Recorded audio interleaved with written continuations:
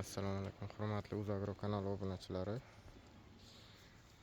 Bugun biz sizlar bilan 15-avgustda ekilgan bolgarskiy ko'chatlarimizni ko'ramiz. Mana mevalash jarayoni boshlandi. Gullash hammasi yaxshi ketyapti. Bolgarlarimizda virusli kasallik alomatlari yo'q. Juda sog'lom o'syapti. Bularning orasiga bodring ekkandik. Bodringlarni hozirgi holati mana gullab meva tugishlari juda a'lo darajada ko'rishlari mumkin. Har bitta bo'g'inda bitta, ikkita, uchta, to'rtta, beshta, oltitagacha bodring urib chiqaryapti. Mana bugun terim qilyapmiz. Shuning uchun pastlarida yetilgan bodringlar yo'q.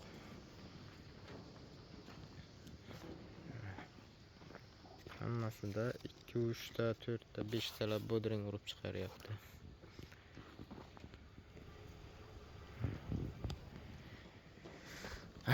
Bolgarlarimiz holati bu vedrana sorti.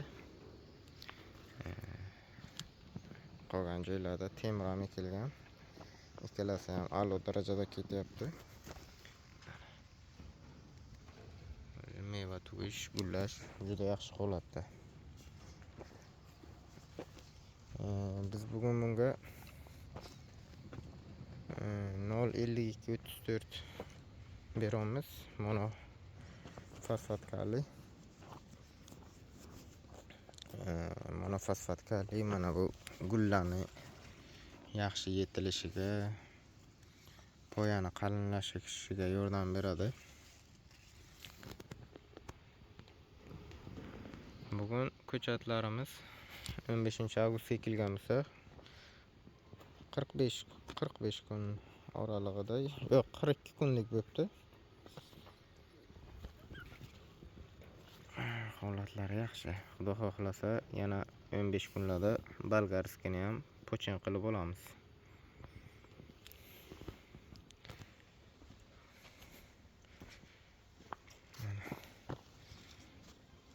Bolgarskiy yetishtirishda boshida qiyinchiliklar yuz bergandi. Ekishdagi xatoliklar tufayli bir amallab pateriyalar yo'qotishlar kuzatilsa ham bularni yerga o'rnashtirib oldik va mana shu natijalarga erishamiz. Hali yana bir hafta ichida bunda juda ham ko'p bolgarskiy paydo bo'ladi mevalari. Hozirda eng birinchi gullagan gullari hosil tugib turibdi. Yana ancha gullari bor. Bodringlarimiz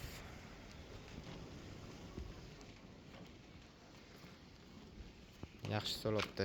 5000 ta ko'chatdan 750 kilo 1 tonnagacha teramiz 2 kunga bir. Bu juda yaxshi natija.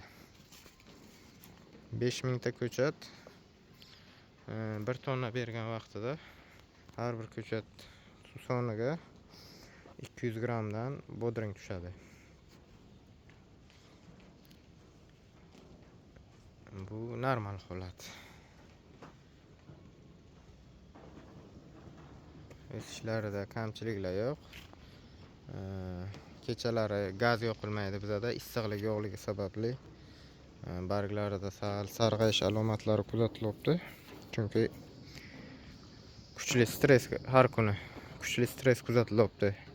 Kunduzi va kechasini perepati katta, ham namlik baland kechqurunda. Shu uchun ham atroflariga suv to'dalanib, mana shunday sariq dog'larni paydo qilyapti. Ertalab kirganda doim mana shu yerlarda suv bo'ladi.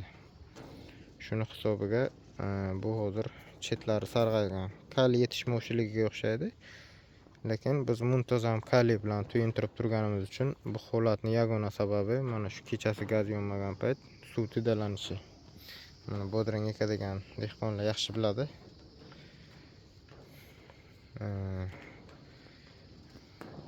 hozirgi holati mana shunday. Bizni kuzatib borishda davom eting. Videolarimizni qo'llab-quvvatlanglar. Biz pomidor ham ekkanmiz. Agar videolarimiz yaxshi natijalarni ko'rsatsa, payvand pomidorlarimiz haqida yaqin orada video olishga harakat qilamiz. Fikrlaringizni kommentariyada yozinglar. Telegram guruhimiz bor. Agar qiziqqan odamlar bo'lsa, bemalol Telegram guruhimizga ulanib, savollarni berishlari mumkin. Sog' bo'ling, keyingi videolarda ko'rishguncha.